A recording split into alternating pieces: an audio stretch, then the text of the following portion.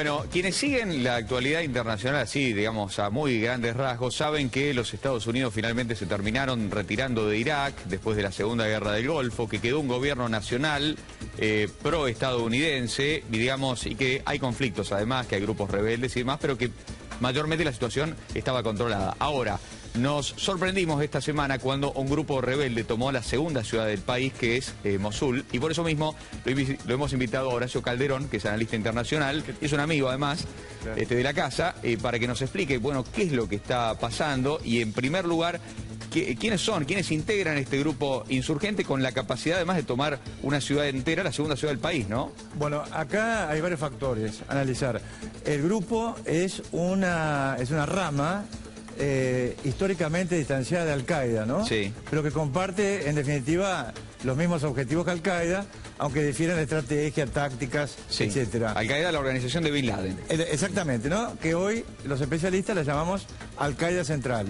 ¿Para qué? Para diferenciarla de las otras Al-Qaeda en el Magreb Islámico, Al-Qaeda en la Península Arábica, Al-Qaeda en el noreste de África, etcétera, bueno, etcétera. Se ha dicho, para entender el fenómeno de Al-Qaeda, se ha dicho que Al-Qaeda funciona como con franquicias, ¿no? Exactamente. Locales. Exactamente. Ahora esta organización, que hay que aclarar, nace de Al-Qaeda en Irak, se llamaba así, que estaba liderada por Abu Musab al-Zarqawi, asesinado por Estados Unidos, al cual la misma Condoleezza Rice dijo que era un táctico brillante, y lo comparó con un importantísimo general de la Guerra de Secesión. Para que te des una idea la magnitud, digamos, de la valoración que tenía Estados Unidos de la organización, de este hombre, ¿no? Luego ellos se dispersan, luego de la muerte de Zarqawi, y a lo largo de 2 o 3 años comienzan a recuperar posiciones. ¿Dónde? En Siria. Sí. Porque esta organización, hay que llamarla perfectamente de manera apropiada, se llama Estado Islámico en Irak y en la Gran Siria. Sí. Que no es lo mismo lo que están diciendo los grandes medios internacionales, que a veces se apuran un poco, los que no conocen el tema, y dicen, a ver, Irak y el Levante. La Gran Siria implica que esta gente proyecta fundar un califato islámico extremista, por supuesto, desde los límites de la Anatolia en Turquía, para que te des una idea, hasta Egipto. Hasta Egipto. Y desde Irak hasta el Mediterráneo, porque esto es una gran Siria expandida, ¿no? Más... Sí, bueno, esta cuestión de la formación de un califato, vos lo has dicho en muchas oportunidades. Exacto. Y vemos cómo a través del tiempo han ido surgiendo diferentes focos, ¿no es cierto?, de rebeldía. Pero particularmente, de Irak, vos decís que actúa no solamente en Irak, sino también en Siria, en contra del gobierno de Al-Assad. Exactamente, entonces vemos justamente cómo el gobierno de los Estados Unidos de alguna manera los ha considerado, revolucionarios en Siria y ahora terroristas en Irak porque no conviene a sus intereses. ¿Recibieron apoyo del gobierno norteamericano en Siria, este mismo grupo que ahora quiere tomar el poder en Irak? Diría que tras las bambalinas sí, porque hay que aclarar que este grupo fue financiado por varios países del Golfo, del Golfo Árabe, por supuesto me estoy refiriendo, Qatar, Kuwait, Arabia Saudita, pero que la misma Turquía les abrió paso para que pudieran atravesar la frontera de su país hacia Siria para derrocar al régimen de Assad. Así que acá, en esta desgracia que está ocurriendo, porque es una desgracia, nadie se puede hacer el distraído, ni en Occidente, ni con los aliados de Occidente.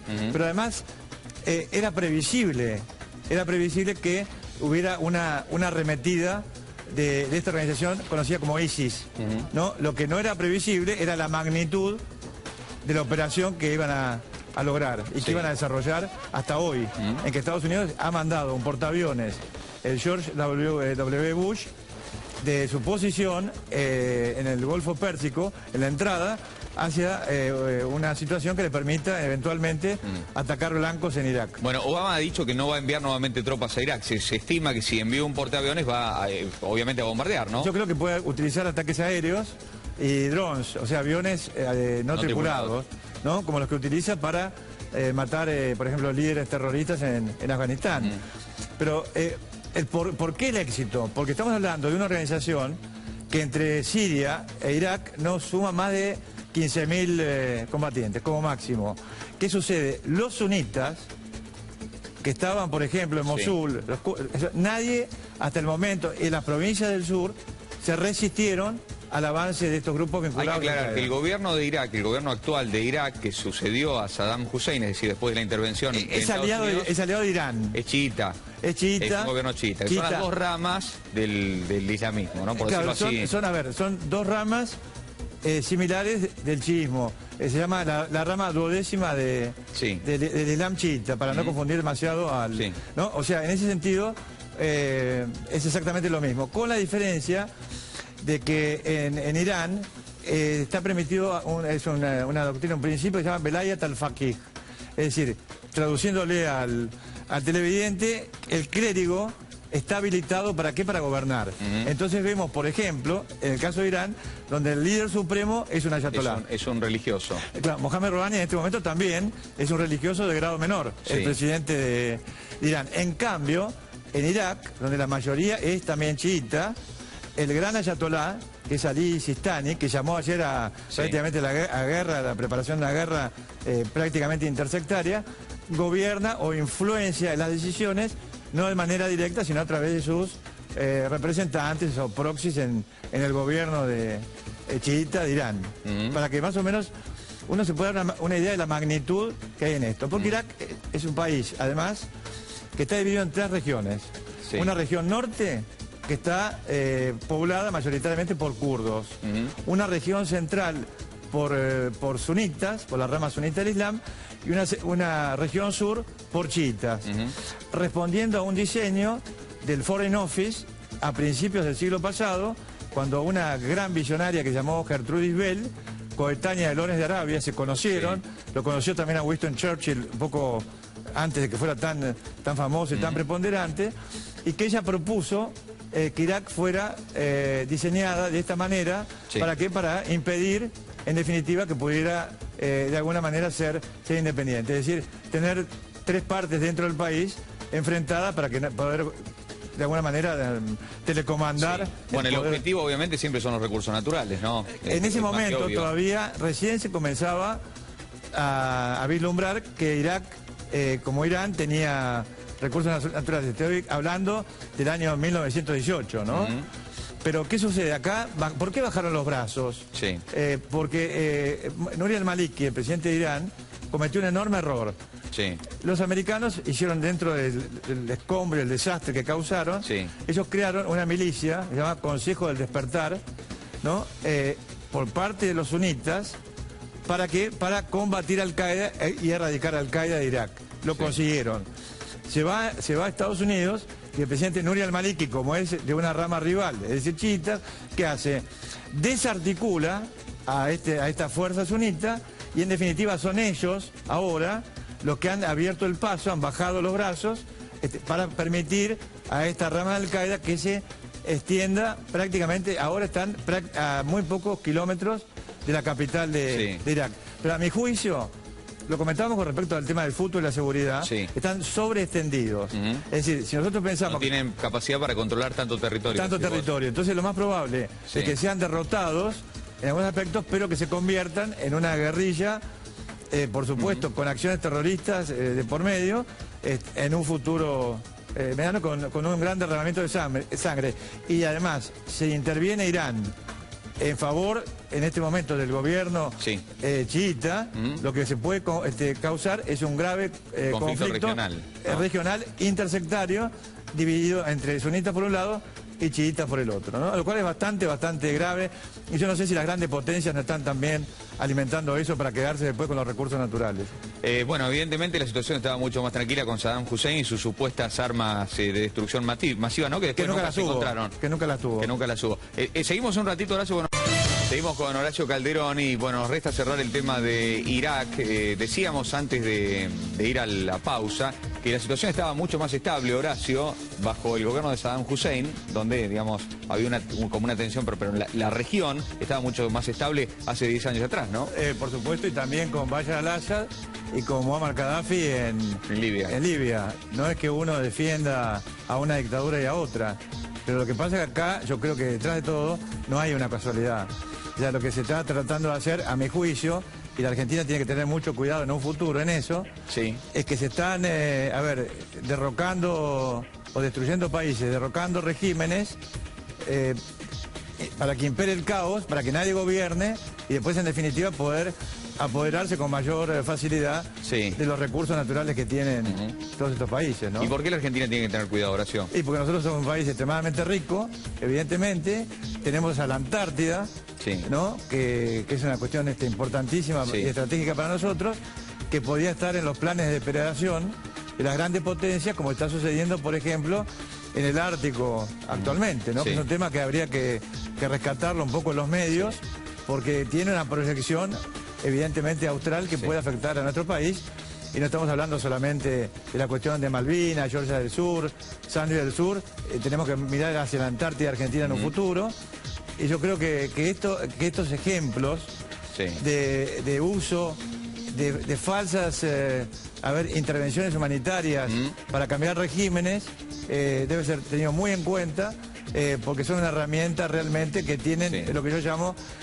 sin ser yo de izquierda ni mucho menos, ¿no es cierto?, el nuevo colonialismo del siglo XXI. Bueno, y además que antes se hacían por resoluciones de Naciones Unidas y ahora directamente. Ahora se hacen de manera directa, ¿no? Ya no hay ningún tipo de en absoluto, y realmente lo que a uno, de alguna manera, no es que a uno lo espante, como podría decir, pero realmente repudia que Estados Unidos y sus aliados se conviertan en la herramienta que permita a estos terroristas imperar en países donde antes por lo menos había orden, había bienestar social, etcétera, ¿no?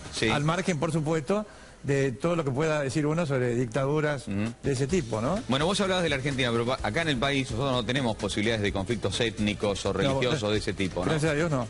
Pero obviamente podían haber operaciones acá del exterior para desestabilizar a este gobierno actual o el que venga en un futuro, ¿no?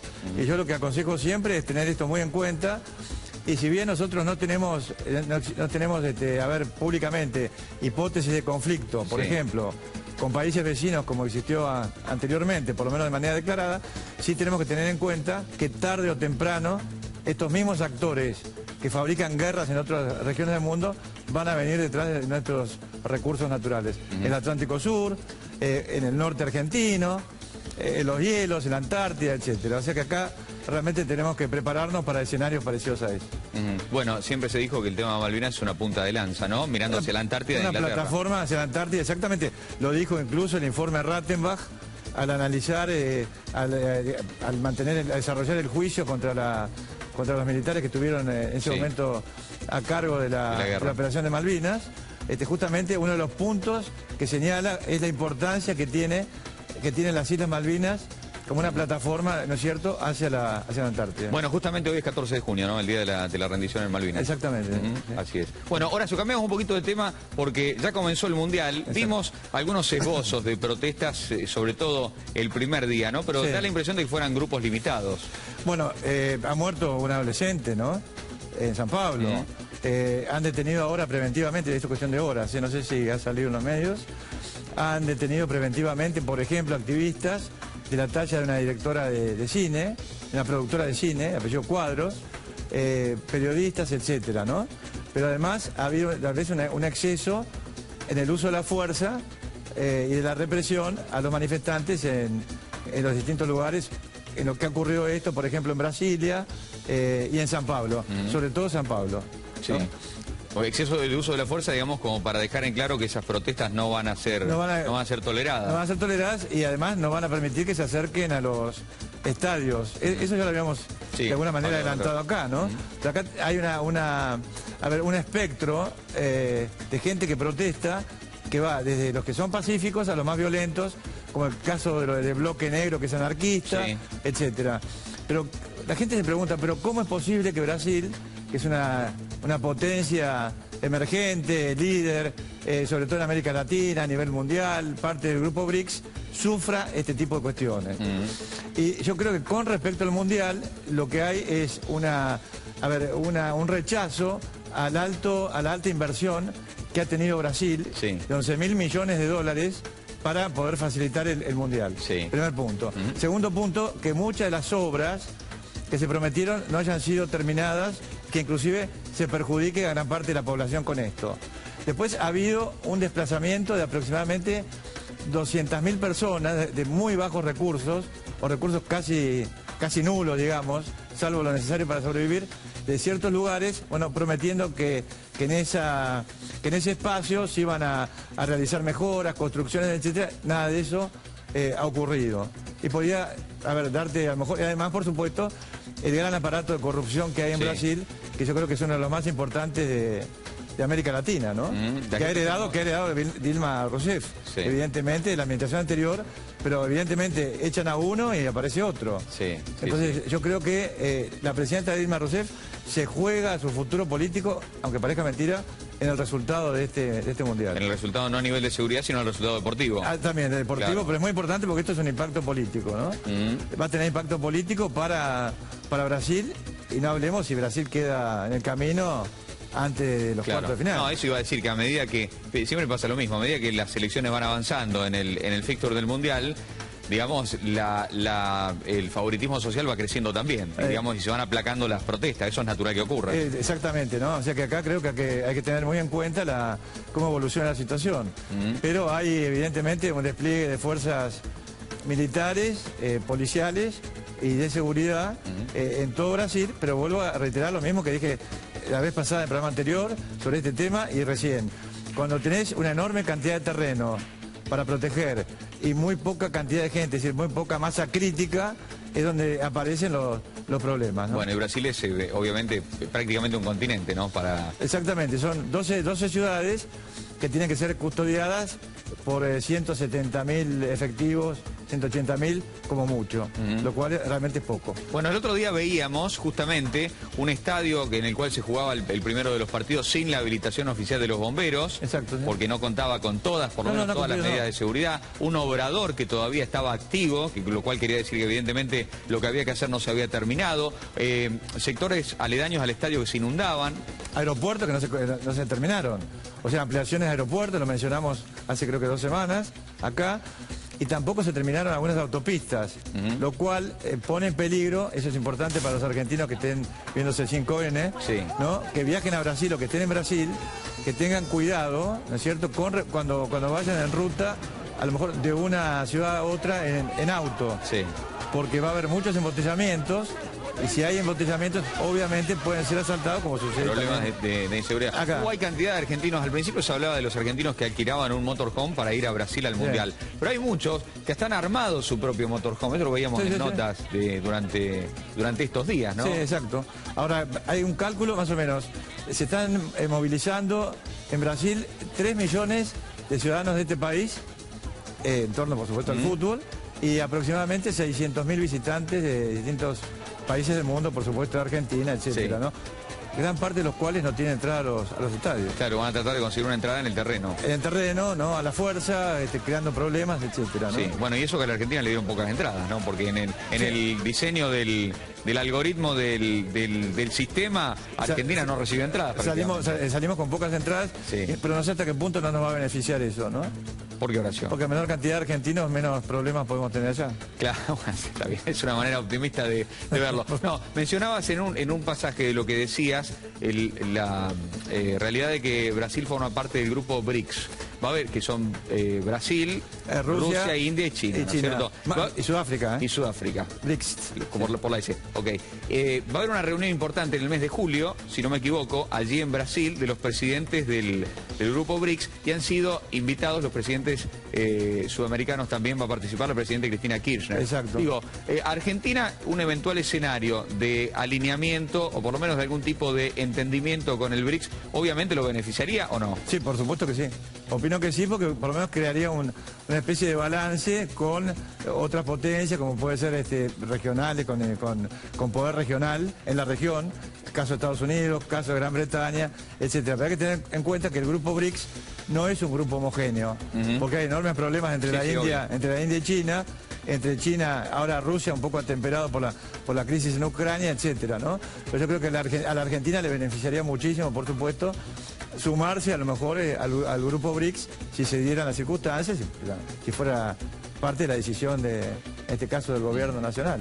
Y a futuro, digamos... Y ahora del futuro, ¿no? Esta iniciativa económica, más que política económica del BRICS, ¿es sustentable a largo plazo? Del otro lado está Estados Unidos y sus aliados tradicionales, ¿no? Yo creo que yo no le veo demasiado futuro al BRICS, ¿no? Estamos hablando de acá 20, 25, 30 años. O sea, uno no puede calcular estas cosas con un plazo demasiado corto. Sí. ¿No? ¿Por qué? Y vuelvo a repetir, porque obviamente hay problemas geopolíticos graves, por ejemplo, entre China y la India.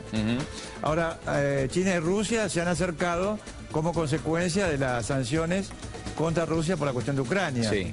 ¿No? O sea, acaba de firmar, por ejemplo... Un acuerdo de venta de gas. De gas y de petróleo cercano a los 400 billones de dólares en total, ¿no? A lo largo de varios años, con China. Por supuesto que China es tremenda para negociar y ha sacado una buena tajada a su favor del trato con Rusia, pero al mismo tiempo Rusia abre un mercado nuevo para el caso de que obviamente algunos países europeos, bueno, terminen apartándose del suministro de gas que les provee hasta este momento, ¿no?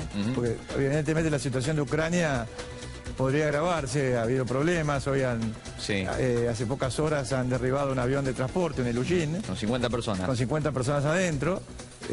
Los rebeldes prorrusos. Prorrusos del Luhansk, sí.